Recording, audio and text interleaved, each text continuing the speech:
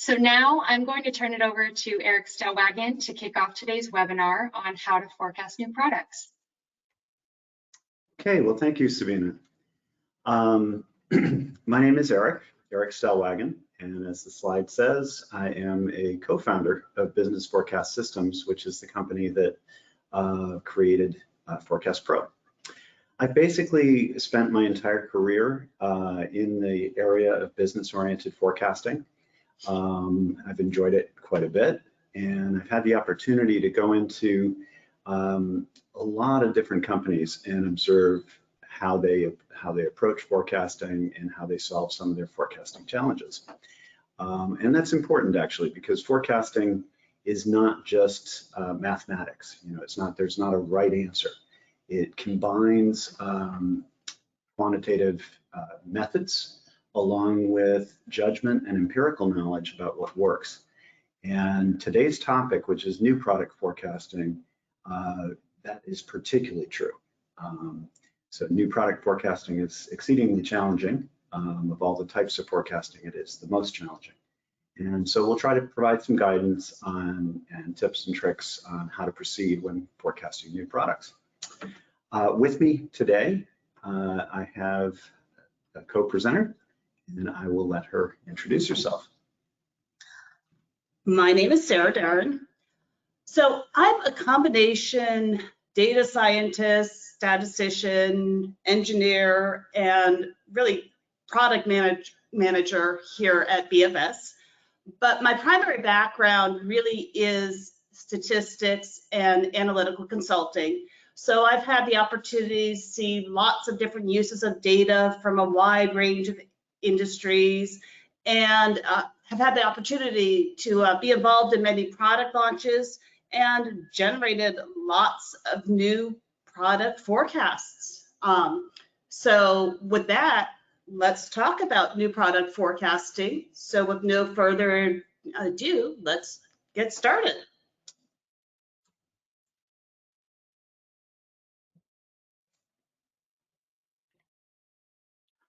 So here is our agenda for today. And what you'll see is that the webinar is really kind of organized to consider different types of new products. And then for each type of new product, the approaches that we use to help us forecast. So you can see that we're going to be talking about replacement products and product line extensions. That's one type of new product. We'll be talking about products that are new to the company. And we'll also be talking about products that are new to the world. Before we can choose a technique or a way of forecasting new products, we have to first talk about what are the new products and what are the kinds of things that we can work with. So let's consider replacement products and product line extensions.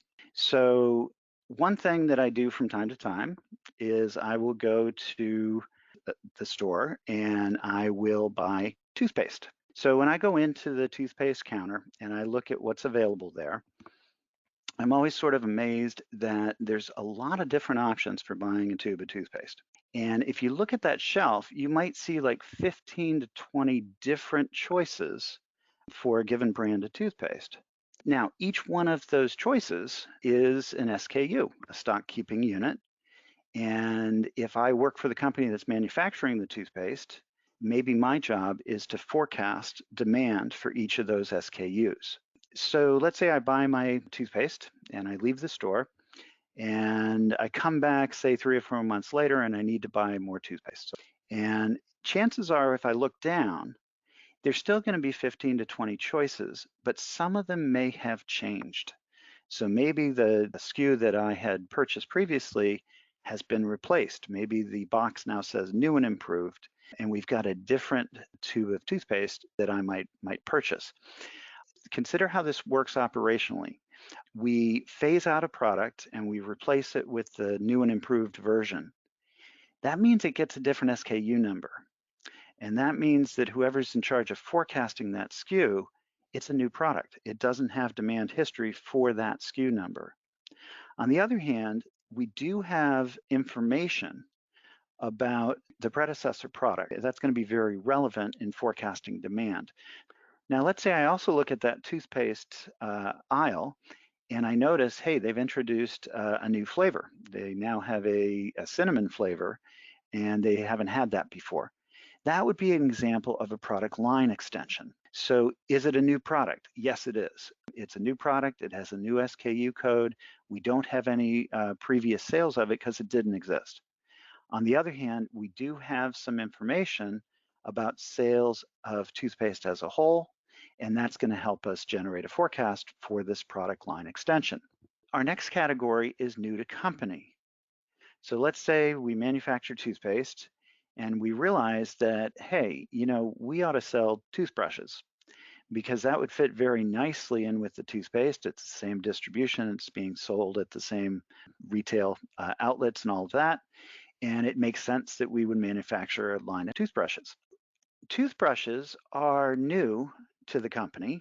On the other hand, they're not new to the world. Other companies have been selling toothbrushes. When we look to forecast sales of our toothbrushes, are they new products? Yes, absolutely. The company has never sold them before. We're assigning different SKU numbers. We're going to have to generate forecasts. We don't have historic demand for the SKUs that we're launching. They're new. On the other hand, there is information about the market for toothbrushes. It's just not internal information to the company because it's new to the company. Now, the third category that we're going to consider is new to the world. And this is the most challenging of the three. So what if you invent something that truly is new? So an example might be, not too long ago, somebody invented a 3D printer. And they're pretty amazing devices. And on the other hand, how do we forecast demand for something that never existed before? We don't have historic demand, so we're not going to be able to use that. There aren't other companies that have sold this thing, so we don't have any comparable products that we can base it on. And it's going to be difficult. So again, the presentation will be organized along these types. We'll look at each type, and then we will flesh out different methods that can be used for each type. We will summarize it at the end, and then we'll go into questions and answers. Okay, so again, our first topic will be replacement and product line extensions, and Sarah's going to enlighten us on that. Thank you, Eric. So, as Eric mentioned, we're going to start off with what is probably the easiest category, replacements and line extensions. The reason that it really is the easiest is while you have limited data, you do have some data from existing or discontinued products that you can leverage. What are some of the approaches that you might want to consider? Judgment and market research. Judgment and market research are always going to be important in new product forecasting. Essentially, all product launches probably are starting with market research to help define the size of the market and assess potential demand. Judgment is important in forecasting always as well, but it's particularly important for new products since you do have limited data. When you have limited data, that means you need to use more judgment. The role of judgment in forecasting is actually important enough that we have done entire webinars dedicated to just this topic. Another really important approach is product mapping, also known as item supersession. The idea is that when you introduce replacement products, you expect the demand patterns and volume to be pretty similar to the demand for the predecessor product. In a way, it's a continuation of demand for the predecessor product. Because it's new, your replacement product has limited demand history or maybe no history at all. When you have a short data history, you are really limited in terms of what types of forecasts you can use. You really can't use a seasonal model if you don't have enough demand history. The idea here is that you can create a forecast history, a longer forecast history, by really combining the demand from a predecessor product with the new product demand, if it exists, to create this forecast history.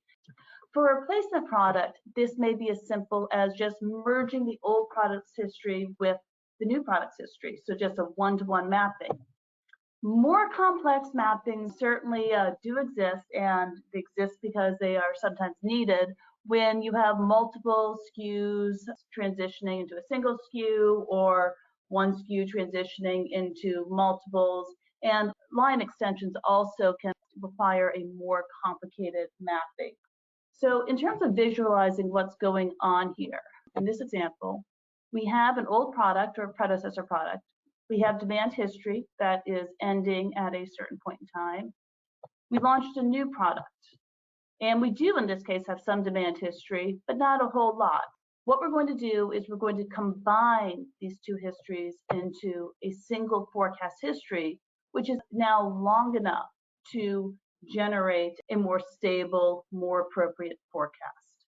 Forecast Pro Track V7 now includes product mapping, so let's take a look at how that works. What we're looking at here is what we call the bakery data. So those of you who have attended webinars before have probably seen this data set before, but it looks a little bit different now. You can see that below the total bakery, we have cakes and we have muffins as always, but we now also have discontinued cakes. So it's a little bit of a different data set.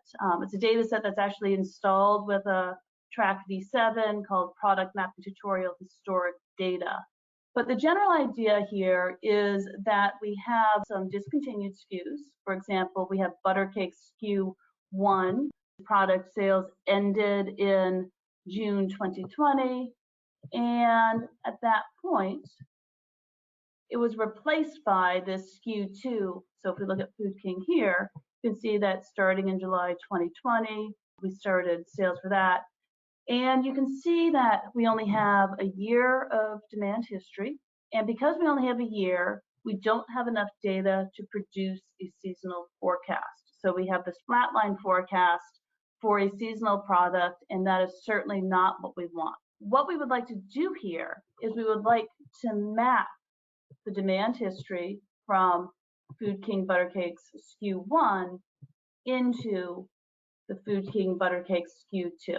To do that in Forecast Pro, you want to go to the Forecasting tab, and you can actually do this both interactively in Forecast Pro, as we're going to walk through, but we also do support reading in Excel files that just lay out the mappings and will do it automatically. If you're doing product mappings on a regular basis or a lot of product mappings, it probably is going to be a more efficient way of creating these product mappings.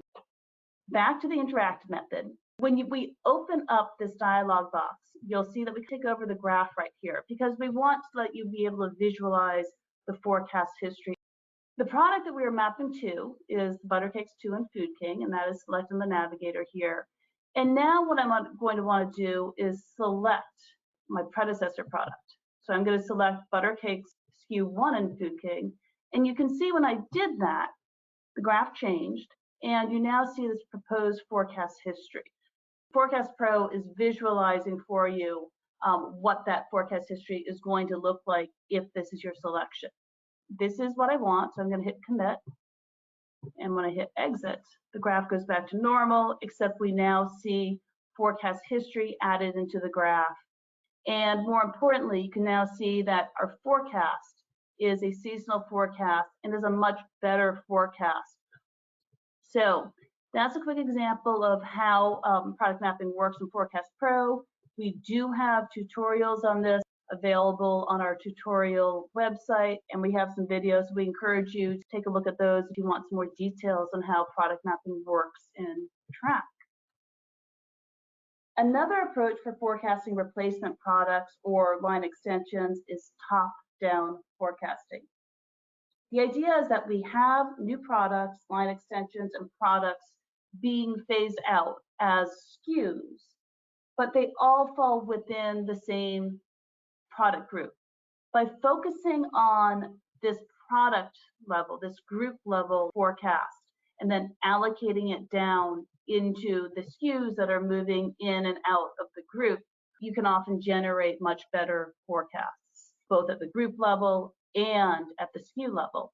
And that's because the group level data is higher volume, more structure, has a longer demand history, so it can produce a better forecast. Let's take a look at how that works in Track. So what we're looking at here is cold medicine. But what we're really going to focus on is the cough syrups.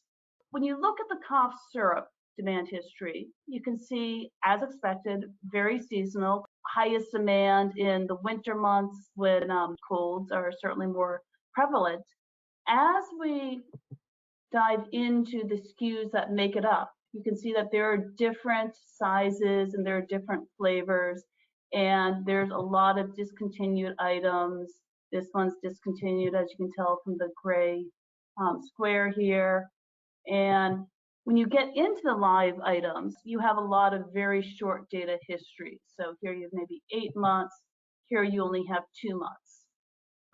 By default, what Forecast Pro is going to do is it's going to generate forecasts at this end item level using the SKU level demand history, and then it is going to aggregate up those item level forecasts to the group level and then into the total as well. So let's take a look at the forecast here. We have a flat line, which pretty much when you only have 2 data points, a flat line forecast is what you're going to get. Really the only option is to take the average of these 2 points. As you go through some of these other products though, you're seeing these flat lines pretty consistently, and that really is because each of these individual SKUs does not have enough data to support anything except this flat line forecast. And that means that if we look at the group level forecast, this is also a terrible forecast. You see this strong seasonality in the data, and that's not at all reflected in the forecast. What is the alternative? Well, top-down forecasting is certainly an excellent choice here. And what top-down forecasting does is, instead of using the aggregated up end item forecast, it uses the demand history for cough syrups to generate a forecast. And I'm going to go ahead and do that now. And that looks like a much better forecast. And then to make sure that everything adds up correctly, what Forecast Pro is going to do is it's going to push down this forecast to the SKUs. It's going to allocate it to the SKUs so that when you add up the SKU level forecast, it's going to actually equal what this red line is here. If we actually look at the SKU level forecast, you can see clearly we have a much better forecast at this group level. But if we look at the SKU level forecast, these are also much better forecasts now. Where we had flat forecasts before, we now are reflecting the seasonality that we really know should be in these SKU level forecasts as well as in the group level forecast. So let's go back to the slides. Another great approach for replacement products is custom component models, and I'm going to turn it over to Eric to talk about those. Thank you, Sarah. What are custom component models and how do they help us? So custom component models are actually useful not only for new product forecasting, but also for other applications as well. The concept here is that there are different components to the forecast, things like level, trends, seasonal patterns, and that you can either fit them from the data or customize them. It can be useful in a variety of circumstances. One is when some of the components cannot be easily extrapolated. So for example, when we're generating a very long forecast, often the trends are too simplistic and you might want to customize that trend. When the data are very short, obviously that's why they're part of this webinar, because it can be used with short data sets. They can also be used when you need to model events that have not occurred historically. We'll flesh that out, but let's jump right into an example and see how this works. And this screen is doing something that I often tell people not to do, which is to forecast based on past history 5 years into the future. Okay, so this is a very long forecast. It's monthly data. It's demand for installations of telephone systems. Notice that the trend is a linear trend, and it just sort of says that this current growth is going to continue for 5 years. That's unlikely. So maybe I want to adjust that. And so let's see how a custom component model will do that. So I'm going to click on the custom component button. It brings up this dialog box. And custom component is sort of an extension of exponential smoothing. And whereas smoothing has components, so does this model. It has a starting point. That's where we begin the forecast. So that'd be right about here. It has a trend, and I'm going to hit apply, and Forecast Pro will show you this underlying trend, which at this point is a linear trend that's been generated automatically. And you can see the red line, the forecast here, is also seasonal. And so you see the seasonal component is shown up here in the form of these seasonal indices, one for each month. There's also the ability, although this example we're not doing it, to include events. So those who are familiar with event modeling, this can also be a component in a custom component model. But the main concept here is, notice that I haven't customized anything at this point. I just pushed the apply button, and it has, from the data, estimated the starting point, the trend, and the seasonal pattern. So it's done that again using the historic demand data. Now, let's say that I want to customize the trend. So I can go in here under trend, and rather than doing linear automatic, I can choose an alternative trend. So let's do a bent custom trend. What I'm saying is, we've talked about this 5-year projection. We've decided it's overly aggressive, and we want to bend that trend a little bit. We want to slow it down. When we're talking about a new product, we often talk about what's called the launch horizon. How far are we forecasting? There's often we're going to be considering something called a launch total, which is during our launch horizon, what's the total forecast that we're estimating? When you make adjustments in a custom component model, you can use horizons and totals, and that's what we're going to do now. So notice that one of the things I have here is an option that says total forecast. And right now, the total forecast for this 5 years, the total forecast is 5,305,000 units. If we've sat around and said, no, for the 5-year, we want to lower that. That's too aggressive. So I'm going to change that. And I'm going to customize this component and make it 4,500,000. And that'll generate a different forecast. You can see that we have bent the trend, dampened the trend, but we've kept all the other components. It still has the seasonal component, still the same starting point, etc. So this is the concept between the custom component model. So how does this help us with new products? And it turns out that this is a very useful technique for new products because there are times where some of the components you're not going to be able to get from the demand history. I'm going to go into, I have another little example set up. It's the same data, but now I'm going to deal with just a 12-month period. So we're only forecasting 12 months ahead. In addition to this total figure, we introduced a new region, and there's only 3 months worth of history here. So this is a new product. Forecast Pro has generated a forecast using expert selection. And with 3 data points, it basically takes a moving average, and that's what we're looking at. So this is not a good forecast. I know that this is telephone installations. I know it's seasonal, and our forecast is not seasonal. I know that the other regions are all trending upwards, and this one is not. So the forecast is unacceptable, and I'm going to use a custom component model to make some changes. So I'll click on the custom component model icon, and I'm going to make some changes. So first I hit apply, and that builds the custom component model using the data, in this case 3 data points. Notice that because there's only 3 data points, it did not automatically come up with a seasonal pattern.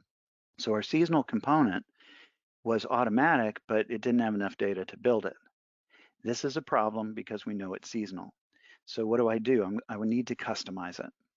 I could customize it by bringing up a list of the indices, and I could type in new values. So that's one way of doing it.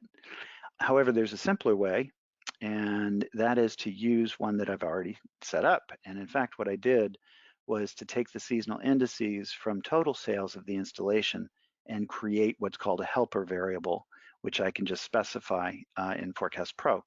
And Forecast Pro gives you a very easy way of generating these seasonal indices and creating these helper variables. So I'm going to go ahead and say OK. And now you'll notice all these indices are populated. And if I hit apply, our forecast is now seasonal. So we're now capturing the seasonal component, but we are not capturing any sort of projection for a trend. And we know, again, that telephone installations are actually growing. So I need to customize the trend as well. So I'll click on our icon again. The current trend is automatic, and I'm going to change that. I'm going to do a linear trend, but customize it. And again, there are different ways I could do this. This time I'm going to just adjust the slope directly, and I'll put in a value of, say, 750 units a month. And notice that now we include a trend to our forecast as well. So this is just an example of using a custom component model for a new product, in this case, a new region that was opened up. And the custom component model here can be used very effectively in this circumstance. Okay, so let's jump back to our slides. Now, that brings us to our next category of new products, which is new to company. Okay, so what we're going to do is now look at methods that might be appropriate when we're dealing with something that's new to the company. So obviously, if it's new to the company, you're not going to have internal data of previous sales. On the other hand, we might have external data that could be available and could be relevant. What type of approaches can we use? Well, judgment and market research. That's basically going to be always true for new product forecasting. Custom component models. And now we have something new. We can do assumption-based models. Assumption-based models are often used for products with long development cycles, and they are often used prior to the product launch. The industry where I've seen the most assumption-based models used is pharmaceutical forecasting for new products that are under development. The forecast is the result of a set of assumptions, and this is very often done in Excel. It is not part of Forecast Pro, but I'll be showing you a simple example of how to do it in Excel. The key to an assumption-based model is that we make a set of assumptions, it generates a forecast based on the assumptions, and then we revisit those assumptions, and we say, are they still valid, or do we need to change the assumptions?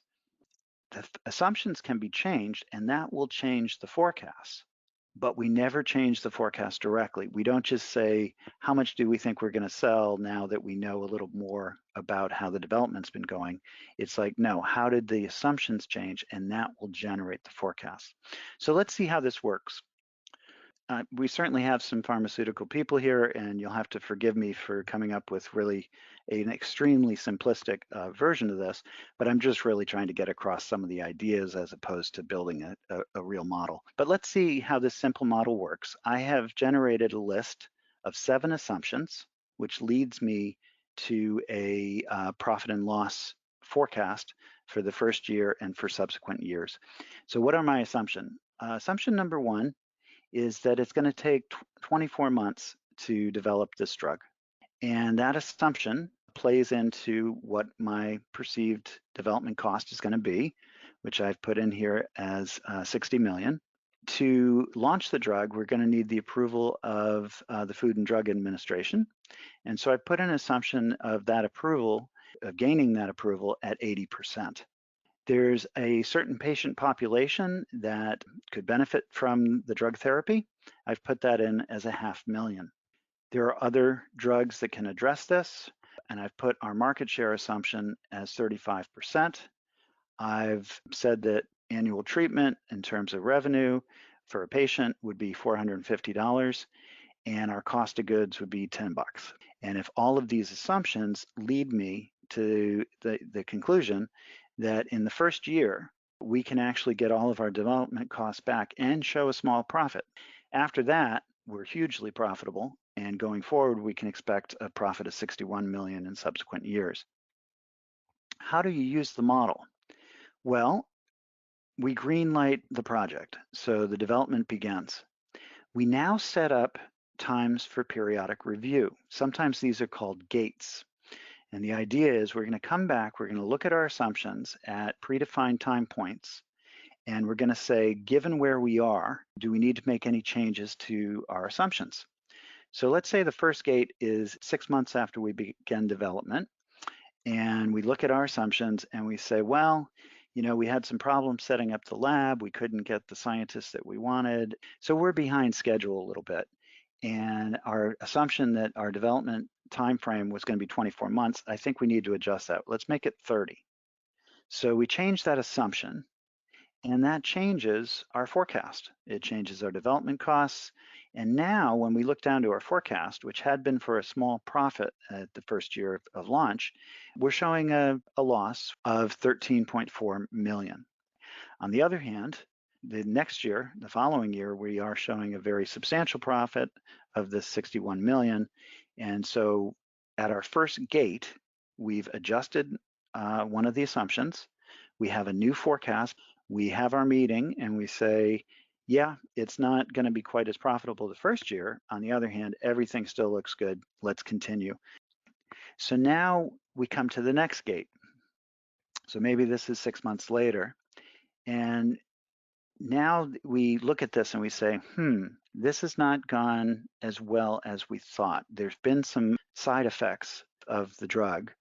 And we now think that the chance of approval is no longer 80%. And in fact, we're going to revise that downward. We're going to say the chance of approval is 40%. And furthermore, because we're now saying that a certain fraction of the patient population may have side effects, we think our market share should also be revised downward. And rather than that 35% market share assumption, we think 20% is now more realistic. Now, we've changed a couple of our assumptions and it's changed our forecast. And at this point, what we're showing is two different things. One is that the first year loss here is 57 million, so a very substantial amount of money. Furthermore, on subsequent years, we're showing a profit, but nowhere near the 61 million that we had previously.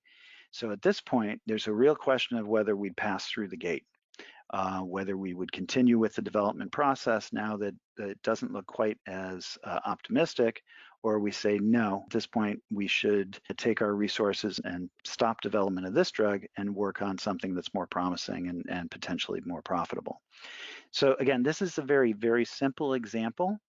It's meant to get across a couple of ideas. And the ideas are that we set up a set of assumptions. This leads to a forecast.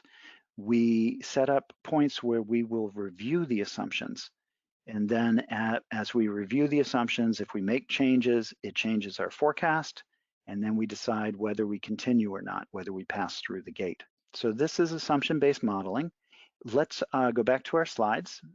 And the next thing we're going to consider is market share forecasting. And so I'm going to turn this over to Sarah Darin, and she will enlighten us on market share forecasting. Thank you, Eric. So market share forecasting. Market share forecasting is a straightforward idea. And the idea is that when entering a new market, organizations will often focus on market share instead of just unit sales. And you actually saw that in the assumption-based model example that Eric went through. Market share was an input into that particular model. But because there's no internal data, because the company is new to the market, companies may need to do some market research to come up with reasonable estimates of market share. And there are lots of companies out there to help, places like Nielsen and IRI. And these companies can provide a lot of insight into both the size of the current market, its composition, and really provide some good inputs into what a projected market share could be. They often even do custom research, so things like conjoint analysis or discrete choice analysis, or even focus groups, to really understand how well this new potential player in the market might resonate with potential consumers. And once you have that market share estimate, it really does translate into a unit forecast pretty easily, again, as we saw in the assumption-based model example. With that, I'm going to turn it back over to Eric to talk about forecasting by analogy. Okay, so thank you, Sarah. Forecasting by analogy, some people also call it look-like analysis. The basic idea is that you have a shape or a pattern, that you think the product launch will look like, so the initial demand. And we call that pattern a launch profile. And we'll see an example in just a minute, and that'll make more sense. It can be used with or without historic data. So it's something we can do pre-launch, or we can also do it as the data come in. And this is really the heart of this. And you can do this on a spreadsheet. It is built into Forecast Pro, but conceptually, this spreadsheet sort of shows us how it works. First of all, over here, we have the analogy series. And the shape of this is what I call the launch profile. This is what we expect when we launch the new product. And you can see we expect it for the first couple of months to go up very sharply. Maybe this is filling up our pipeline.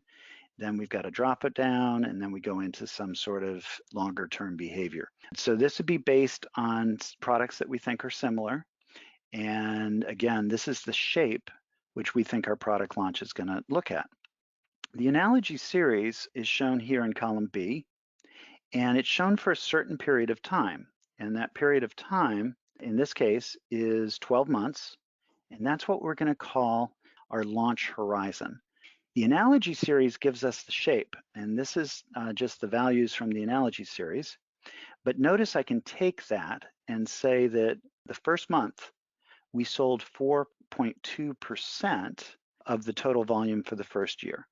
In the second month, it was 12.7%, and in the third, 14.9, et cetera. The relative percentages are saying over our launch horizon of 12 months, what percent fell in the first month, the second month, the third month, et cetera. Column D is the cumulative relative percent, and it's saying, for example, that in the first 3 months, we sold 31.8%. And this is how we generate forecasts when we forecast by analogy, is by leveraging these relative percentage and the cumulative relative percentages. Let's do an example and see how this actually works. And as I mentioned, forecast by analogy can be used prior to the product launch, or it can be used after we have some data. So in this, I'm going to show both ways, and I'm going to start with prior to the product launch. Notice that there is no historic data on this graph. The data haven't started yet. If you put in let's call it a null product into Forecast Pro, it's going to generate a forecast of all zeros as a starting point. But again, we'll use a forecast by analogy to enforce our product profile. So it does require that you bring in a product profile, and I've got a couple down here under the helpers section, including this one, which is the one we're going to use. Okay, but this is the shape that we expect to see, that the first month, we've got a great big increase as we fill our pipeline. It then tapers off from there. How do we do it with no data? So let's take a look. I'm going to go and choose by analogy, and that brings up this little dialog box. And first thing I have to do is to choose the profile, which is profile 1. And if you're using it without data, you're going to have to give it a specified launch total. You're going to have to say, okay, we're looking out 12, our launch horizon is 12 months, and how much are we going to sell during that 12 months? It's a new product launch, you've had market research, you maybe have other forms of input, but we've come up with an assumption. For this assumption, our market research says our specified launch total should be 500,000 units in the first 12 months. So I've put that in, and I'm going to go ahead and click OK. And here's our forecast. Notice it has that shape. Okay, so it has the same shape as the profile. If we were to sum up the forecast, what you would find is that the sum is now 500,000 units. We use those relative percentages. You told us we want 500,000 units in 12 months, and we know what percent goes into each period, and so it's very straightforward to construct these forecasts. So when you use it without data, you need to put in the total, the expected launch total. Now, what if we have some data? So that's this example here. I have 3 data points, so we're 3 months into the launch. Notice it went up that first one, and now it's coming down, which is similar to what we expected. The default in Forecast Pro, if you forecast 3 data points, it's probably going to use something like a moving average, and we've got a forecast that is not related to our expected launch profile. So I'm going to choose by analogy, I'm going to choose profile 1. I'm going to set the launch horizon to 12. And let's specify the launch total on our original expectation of 500,000 units. Here's our forecast. And I'm going to add to this what's called the fitted values. So the green line is what we actually sold in the first 3 months. The red line here is the fitted. It's what we expected to sell if we were going to sell 500,000 units. And notice there's a big difference here. We have not sold nearly as much as the expectation on this first 3 months. What we would do here, if this was the case, is we'd have a discussion as to what's going on. Perhaps, we could only launch in one region. We're actually still in good shape. No, we didn't hit this, but because we're rolling out the regions differently, we're expecting to pick up a lot more volume. Or the answer is no, this just is not gaining the traction that we thought it would. We think our 500,000 probably is not realistic. To get to next month's forecast, we'd actually have to increase, and we've already peaked. So the outcome of this meeting might be our initial projection of 500,000 is not realistic given that we're 3 months into it and we're not hitting the numbers. So let's go back to the by analogy. We've specified the launch total of 500,000. Notice there's an estimated launch total. You're 3 months into it. And from our chart, we know that in the first 3 months, we expected to sell about 32% of the first year's volume. If that's 32% is what we sold, then how much are we going to sell over the total launch horizon? And rather than using the specified total, we're going to use the estimated total. So it's saying, yeah, your market research said 500,000, but now that we're 3 months into it, it looks more like 365,000. So let's hit OK here. Notice that with the assumption that we're going to sell 365,000, we're right on target to do that because we're actually now using the historic data to estimate where we're going to end. So again, this is just an example, but we wanted to show it both ways. Pre-launch, you need to come up with the launch total, and post-launch, you can either continue to use a specified total, or you can look at the data that's come in and get an estimated total and get a feel for how you're tracking. Okay, with that, let's go back to the slides. So that brings us to new to the world. And we'll have Sarah help us out with that. Thank you, Eric. So we have in fact saved the hardest for the last. New to world forecasting is the most challenging of all. That said, there are approaches. Judgment and market research are going to be very helpful and very needed. In terms of market research, you'll probably have to do some primary market research to understand how well the product that you want to introduce to the world really resonates with a potential market.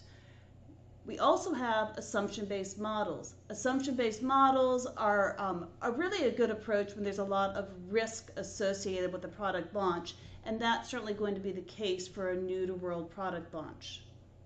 Forecasting by analogy. While you don't have analogous products in your market that you can use as a series, you do have the ability to look at prior new-to-world product launches that might have a similar initial demand pattern. Custom component model. You can use a custom component model to perhaps put seasonality onto a market research generated market share. Diffusion models. This is a new one. The BAS diffusion model is the most commonly known diffusion model, and it's very commonly used in marketing applications. The BAS model is used to forecast first-time adoptions of new-to-world products, so not total sales. It captures the adoption rates of what we call innovators and imitators. Imitators are people who get really excited about new technology and they want to be the first ones to get their hands on it. Imitators are a little bit more cautious. They want to wait and see how well the technology works before they try it out. For example, think about Microsoft Windows launch, a new Microsoft Windows version. There are going to be people who want to get their hands on it and really start playing with it immediately, and those are like the innovators. And then there are other people who really want to wait until all the wrinkles are ironed out, all the bugs are identified before they're willing to try it out. That dynamic is intuitively appealing and it makes sense, and is one of the reasons why people like the BAS model. Another good thing about the BAS model is that it can be used with or without historic demand data. The problem here, though, is if you don't have historic demand data, you need to rely on judgment, and coming up with the right parameters to use can be really challenging. So let's take a look at what those parameters are. So there are 3 key parameters to estimate a BAS model in Forecast Pro. We have the coefficient of innovation, which we call P, and this is the rate at which innovators adopt new technology.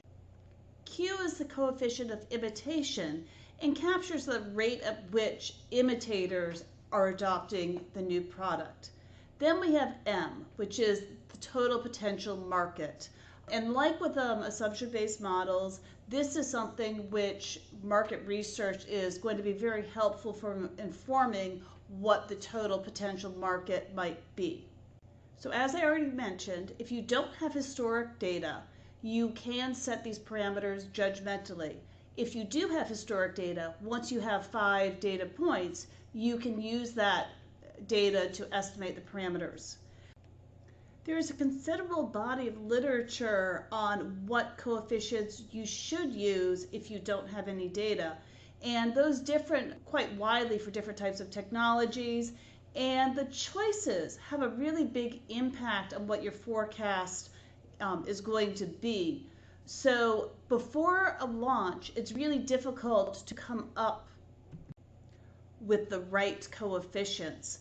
Once the launch has happened, you estimate those coefficients, and it looks like the forecast is really tight. It's really close to what happened, but you don't know those coefficients to generate that forecast until after the launch. And at that point, it's not useful. So now let's summarize everything we've talked about here today. The type of new product will often dictate the approach. Judgment and market research play a really important role in all of these approaches. And doing good market research is going to be a cornerstone of a good product launch. When forecasting replacement products, you really should leverage the data for the predecessor products by, for example, using product mapping to map the predecessor product demand history into your new product, or by using top-down approaches. When forecasting new to company or new to world, you can leverage experience with similar products in the same market for new to company, or for new to world, you can look within the same technology realm and understand how other new to world product launches have played out. You want to do a lot of market research to understand how much appeal, how much demand there might be for your product. That market research can inform then maybe an assumption-based model or a BAS diffusion model. Here we have a convenient reference book by Ken Kahn, New Product Forecasting. It is a very good text. It's only about 100 pages. It's very accessible, and it gives a good overview of a lot of the new product methodologies we've talked about here today. So now Eric is quickly going to take us through some upcoming events, and then we will move on to questions. Okay, so thank you, Sarah. Yeah, again, we'll be turning to questions in just a few minutes. Before we do, though, I wanted to reiterate something that Sabina mentioned when we began, which is there will be a recording of today's webinar posted for on-demand viewing, and we'll put that up next week, and when it's available, you'll receive an email. I also wanted to mention a couple of events that are coming up. During the pandemic, we have been running online forecasting workshops, and we have one scheduled in December. And we also have a Spanish language one scheduled in February. These are pretty good events for people who want to learn more about the practice and application of business forecasting methods. The core of the class is we meet about for maybe 4.5 hours each day for 3 days. We cover various different topics. We show how to illustrate how to apply techniques onto real data. It's not dissimilar from some of these webinars, but we go into more depth, and there's a lot more interaction. So there's a lot of people turn on their webcams and we discuss things, and we try to make it as interactive as we can. So if you are interested, by all means, go to our website and check that out. We're also very pleased that we'll be going back to live events, something that we did a lot of prior to the COVID, but haven't done recently for obvious reasons. But we do have a user conference for Forecast Pro. It's coming up in next September.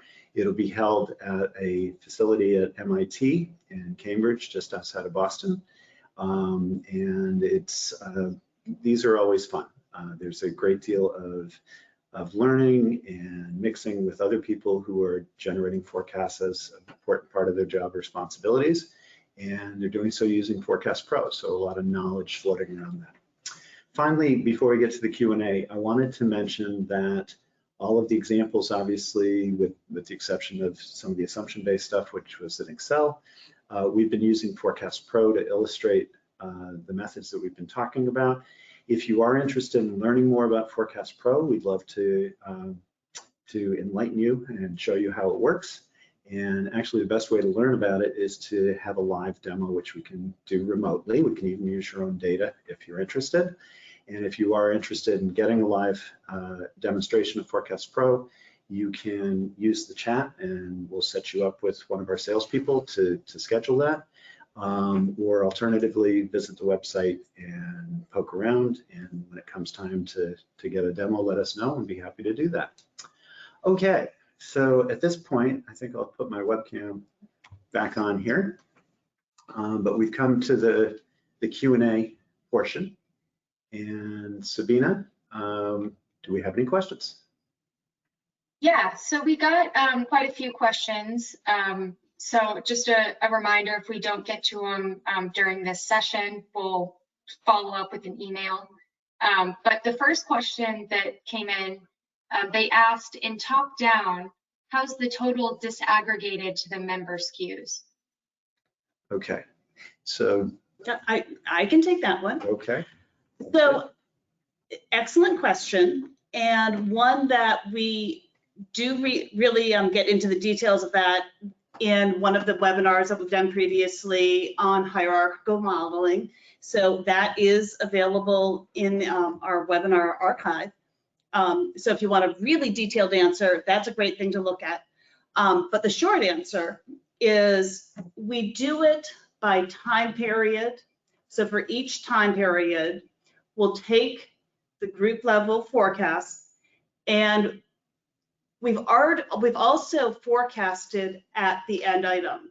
So we have end item forecasts. We use those end item forecasts to allocate.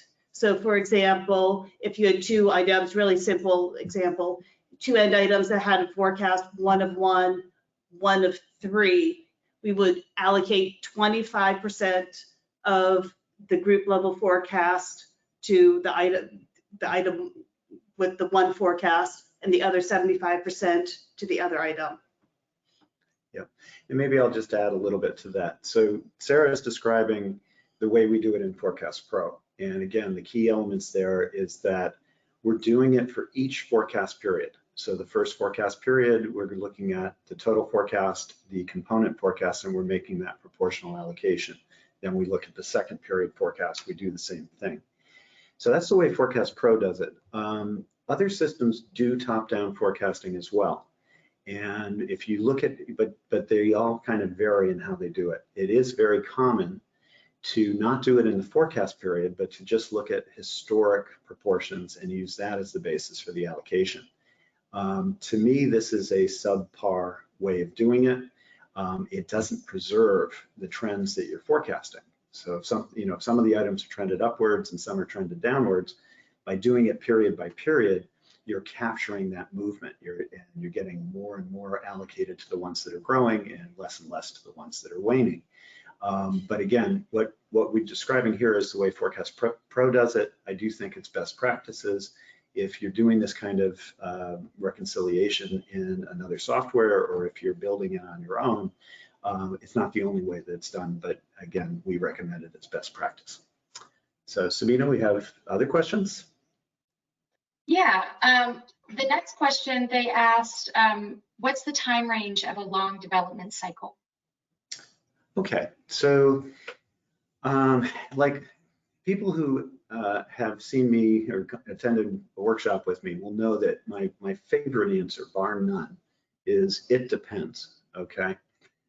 So most things in forecasting, it does depend, and it's relative. So in terms of when we did the assumption-based modeling, we talked about a long-term forecast, or long-term development cycle, I should say. And the arena where assumption-based modeling is most prevalent is the pharmaceutical arena. That's where you see it used a lot. So what's a long development cycle, or what's a typical development cycle for a new drug? Well, it's tempting to make all the examples use COVID, because for the last year and a half, that's all anybody has been talking about. But it's a reasonable thing. The COVID vaccine was an incredibly short development cycle for a vaccine, okay? But it still took, what, a year and a half to get there. The approval process was rushed, okay? And it was actually it was authorized on an emergency use basis in the United States before it received formal approval. So again, I would say that's a short development cycle for something like a vaccine, but it still encompassed several years. And in normal times, if it wasn't such a mission critical, then taking 4, 5, 6 years to develop a new drug therapy is pretty common. On the other hand, if you're not in that arena, how long does it take to develop a new product in, say, for consumer packaged goods? That's going to vary, but it'd be much shorter. Usually you're not spending 5 or 6 years to come up with the new and improved version. So again, I think that's one where you have to look at what industry am I in, what is the product that we're looking at. But I think the key, hearkening back to the assumption-based models, the key with that is the gates. It's when you're saying, depending on how the development goes, we may or may not want to continue. And it's very hard for an organization to spend a lot of time, a lot of resources, a lot of money trying to develop a new product. And then when things aren't going so well, to pull the plug, to say, no, we can't pass through that gate.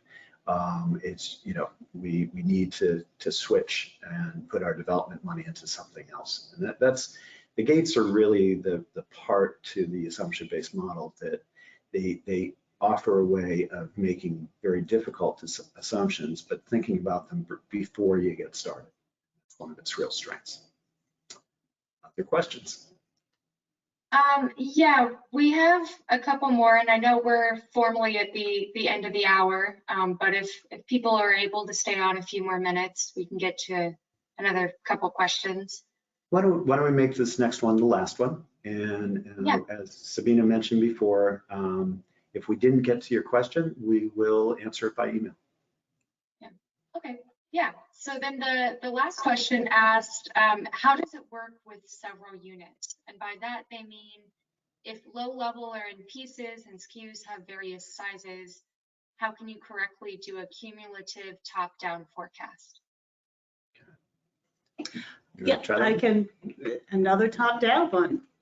So I think what this person is asking is, if you have a SKU that's, say, 8 ounces and a SKU that's 16 ounces, how do you combine them into a single unit? And that's a really good question. And because it is something that when you're setting up a hierarchy, you need to think through how you're measuring everything and whether it makes sense to add together items up into a group total and then to model that group total. So that's one of the things that you want to think about when you're setting up your data. In the cough syrup example, it was actually pallets. That it was kind of a how many pallets should we be shipping type of question. So in that case, it was pretty equivalent and easy to add those pallets up into a group total. But in a lot of different industries, basically things are equivalized. So we do a lot of stuff with beer. You might have seen us use beer data in some of these webinars as well. So for beer, things are often just measured in some volume. So like kegs, barrels, etc. In Nielsen, all clients who are generating these databases with all of their data are always going to find something called an EQU, equivalized unit, so that you can add up against multiple SKUs and have it make sense. So good question, because it really is something that you need to think about and make sure that how you're measuring is making sense if you're adding across multiple things. Yep. So again, just reiterating what Sarah's saying, forecasting the number of 6-packs we sold and adding it to the number of 12-packs we sold does not make any sense. That's the total, just doesn't make sense. On the other hand, forecasting how many gallons of beer we sold in 6-packs plus how many gallons of beer we sold in 12-packs makes perfect sense. The total is now the number of gallons of beer that we need to produce and then the packaging is secondary. So again, good question. Glad we clarified that. That does bring us to the end of our webinar. I want to thank everybody for taking an hour out of your day and joining us. I hope you found it useful. And this is a quarterly series, so we'll be scheduling our next webinar in the not too distant future. And by attending this one, among other things, you'll be on our mailing list and you will get an invitation once we choose a topic and schedule a time. So hope you enjoy the rest of your day, and thanks for coming. See you.